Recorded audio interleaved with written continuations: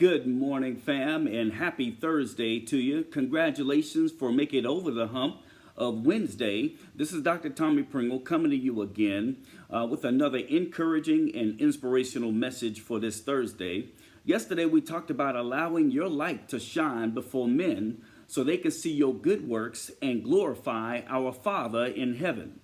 Today, we're going to talk about being a salt shaker and adding influence to this world. We'll be backing up and coming out of the book of Matthew chapter 5 and verse number 13, where it reads, "You are the salt of the earth. But if salt has lost its taste, how shall its saltiness be restored? It is no longer good for anything except to be thrown out and trampled under the people's feet." When you think about the purpose of salt, or any kind of seasoning for that matter, it's used for the sole purpose of adding flavor or enhancing the taste of your food. So in other words, it has an influence on the food that you're putting into your body.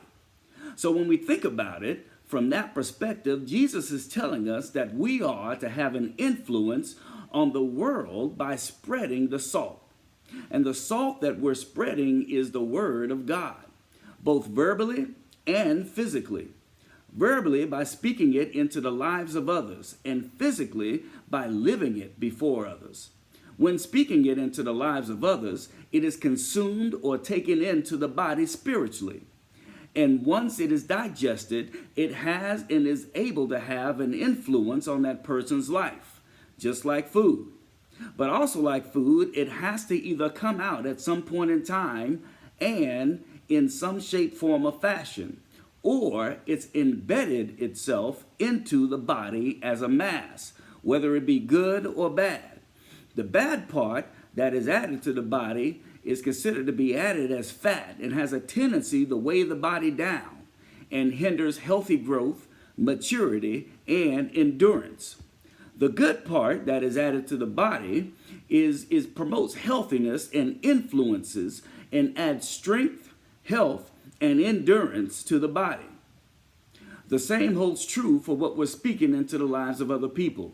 You can impart negative worldly influences that will have a tendency to weigh on a person like fat and hold them down, hinder proper growth, and make them spiritually and mentally unhealthy. But if you impart godly, spiritual, and positive words into a person's life, it will and can have a positive influence on them that causes healthy growth, strength, maturity, and endurance in their life. So I leave you with this question to reflect on today.